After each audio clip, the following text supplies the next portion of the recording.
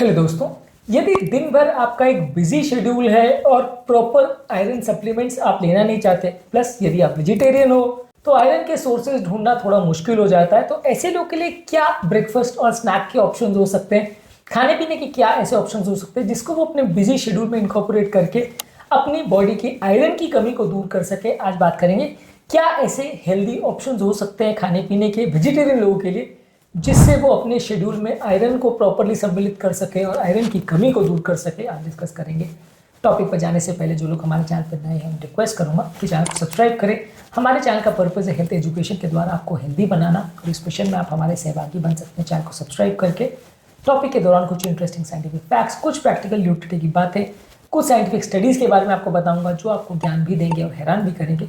Topic के दौरान कुछ इंटरेस्टिंग ओपीडी की स्टोरीज भी आपको बताऊंगा जो आपको इंटरेस्टिंग लगेंगे और मजेदार भी शायद, इसलिए बने रहिए हमारे साथ एंड तक। चलिए शुरू करते हैं हमारे साथ हेल्थ का सफर।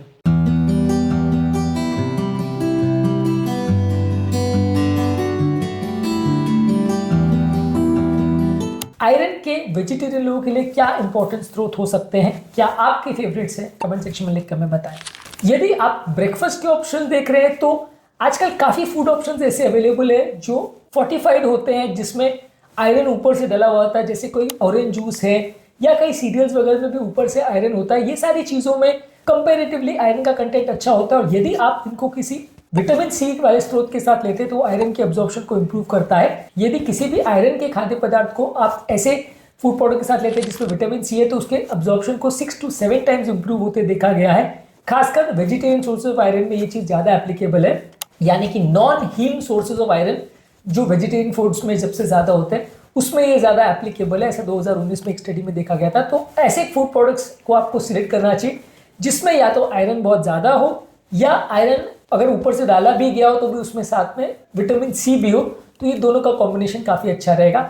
इस मामले में दालें और चने, इस तरह की चीज़ें में काफ़ी ज़्यादा आयरन होता है। अलग अलग तरह की दाल, छोले, किडनी बीन्स, ये कंपेरेटिवली आयरन के अच्छे स्रोत होते हैं। इसके साथ यदि आप टमाटर, शिमला मिर्च या नींबू का रस लेते हैं जो कि विटामिन सी ऐड करता है तो कंपेरेटिवली आपका आयरन का अब्जॉर्प्शन भी बेटर हो जाता है। 2018 में एक स्टडी में बताया गया था कि यदि आप आयरन के साथ यदि 25 मिलीग्राम विटामिन सी लेते हैं तो वो आयरन के एब्जॉर्प्शन को 4 से 5 गुना तक बढ़ा सकता है। इसके अलावा यदि आपको बीच बीच में स्नैक करने की आदत है और आपका बिजी शेड्यूल है तो कई तरह के स्नैक्स जैसे पंपकिन के सीड्स, काजू और बादाम, इसमें आयरन और मैग्नीशियम अच्छा होता है। इसको आप बीच बीच में ले सकते हैं और ये थोड़ी बहुत आपकी आयरन की कमी को पूरा करेगा। हालांकि आयरन के बहुत रिच सोर्सेज नहीं है, लेकिन बीच बीच में इनको अलग अलग फूड प्रोडक्ट के साथ आप लोगे तो अच्छे ऑप्शन हो सकते हैं। इसके अलावा आप लंच या डिनर में अगर चूज करें तो हरी साग सब्जी को ज़्यादा लें। हरी साग सब्जी जैसे पालक, केल, मेथी, ये सारी चीज़ों में आयरन काफ़ी अच्छा होता है, और इसमें आप थोड़ा सा लेमन जूस वगैरह या विटामिन सी के स्रोत भी डाल सकते हैं, जैसे टमाटर है, शिमला मिर्च है, नींबू है। ये सब चीज़ों को अगर एक्स्ट्रा डालते हैं तो इसमें भी विटामिन सी ऐड हो जाता है जो कि आयरन की एब्जॉर्बिलिटी को और ज़्यादा बढ़ा देता है और बॉडी में आयरन की कमी को दूर करता है। इसके अलावा आयरन रिच ग्रेन्स जैसे क्विनोआ, ओट्स और कुछ फोर्टिफाइड होल ब्रेड, यानी कुछ ब्रेड में अगर ऊपर से आयरन डाला गया हो तो ये एक आयरन का स्टेडी सप्लाई बन सकता है जिसको आप बीच बीच में अपने खाने के साथ ले सकते हैं। इसके अलावा आप कुछ प्रोबायोटिक्स भी ले सकते हैं। प्रोबायोटिक्स जैसे दही, सोरकोट, किमची, इडली, डोसा, ये सारी चीज़ों में का जो बैटर होता है इसमें नेचुरल बैक्टीरिया होते हैं जो आपके पेट के नेचुरल बैक्टीरिया को इंप्रूव करते हैं। तो पेट के नेचुरल बैक्टीरिया पर भी फोकस करने से आयरन का अब्जॉर्प्शन इंप्रूव होता है। 2021 में एक न्यूट्रिएंट जर्नल में एक स्टडी पब्लिश हुई थी जहाँ पे बताया था कि गट का माइक्रोबियल फ्लोरा अगर अच्छा है तो आयरन के अब्जॉर्प्शन को वो इंप्रूव करता है। इसके अलावा आपको ऐसे खाद्य पदार्थों को आयरन के साथ नहीं लेना है जैसे चाय, कॉफी और कैल्शियम रिच फूड प्रोडक्ट्स जो कि बॉडी में और खाद्य पदार्थों में मौजूद आयरन को ऑब्जॉर्ब नहीं होने देता है। यानी कि यदि आप आयरन के फूड प्रोडक्ट के साथ अगर आप चाय, कॉफी या अगर आप ऐसे कैल्शियम वाले फूड प्रोडक्ट्स लेते हैं तो वो पेट में ही आयरन के साथ रिएक्शन कर जाएगा, जिसकी वजह से बॉडी में आयरन का अब्जॉर्प्शन काफी कम होगा। तो इन खाद्य पदार्थों के साथ आयरन वाले सप्लीमेंट्स का और आयरन वाले खाद्य पदार्थों का एटलीस्ट 2 घंटे का गैप होना चाहिए। इसके अलावा अगर आपका बहुत ज्यादा बिजी शेड्यूल है तो अलग अलग तरह की दाल, बीन और ग्रेन के बोल्स को आप स्नैकिंग की तरह यूज कर सकते हैं। इसको आप बीच बीच में पेयर कर सकते हैं। ये मील्स को यदि आप पहले से प्रिपेयर करके रखें तो कुकिंग टाइम भी बहुत ज़्यादा नहीं होगा, और ये सारे आयरन के सोर्स को आप अलग अलग तरह से अगर लेते हैं तो ज़्यादा आपको फायदा करेगा। इस मामले में सबसे अच्छा टिप ये है कि आप अलग अलग तरह के फूड प्रोडक्ट्स को लीजिए, क्योंकि एक ही तरह का फूड प्रोडक्ट आप लोगे तो उसमें आयरन ज़्यादा मिले कम मिले कई बार वो मैनेज करना मुश्किल होता है, प्लस उसके साथ जो विटामिन मिनरल्स मिलते हैं कई बार वो भी लिमिटेड होते हैं।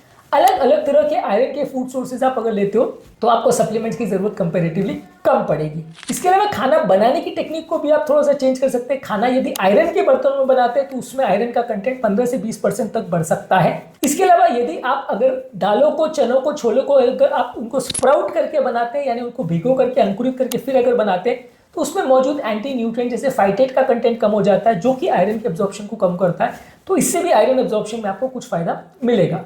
इसके अलावा थोड़ा बहुत ड्राई फ्रूट जैसे खजूर है, किशमिश है, एप्रिकॉट्स है, इसको भी आप इंक्लूड कर सकते हैं। ये भी आयरन के थोड़े बहुत सप्लीमेंट सोर्सेज का काम करते हैं।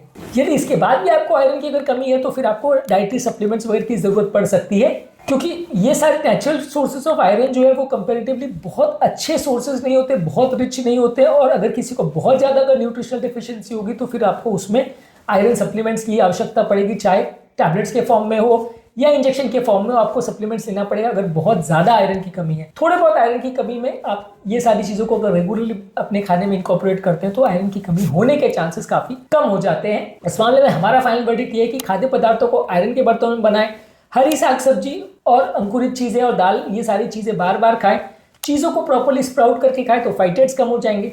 चाय, कॉफी और कैल्शियम वाले फूड प्रोडक्ट्स को आयरन के साथ मत लीजिए।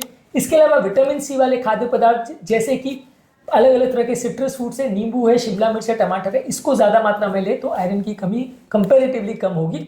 इसके अलावा रेगुलरली अपने आयरन लेवल को चेक करते रहिए। यदि बहुत ज्यादा अगर आयरन की कमी है तो फिर आपको टैबलेट्स या मेडिसिन की आवश्यकता पड़ सकती है। ये इस मामले में हमारे फाइनल एडवाइस है उन लोगों के लिए जिनको आयरन की कमी है, वेजिटेरियन है, बिजी शेड्यूल है, रेगुलरली आयरन की चीजें नहीं खा सकते, तो ये सारी चीजों को अलग अलग टाइम पर खाने में उनको फायदा मिल सकता है। आज के टॉपिक में हमने डिस्कस किया कि आयरन के क्या सोर्सेज हो सकते हैं वेजिटेरियन लोग के लिए, और आयरन को ज़्यादा बॉडी में पहुंचाने के लिए आप क्या क्या छोटी मोटी टिप्स का फॉलो कर सकते हैं, इस पर हमने डिस्कस किया। उम्मीद करूंगा कि आज के टॉपिक में कुछ नई बातें जानने को मिली होगी। जो लोग हमारे चैनल पर नए हैं उन्हें रिक्वेस्ट करूंगा कि चैनल को सब्सक्राइब करें।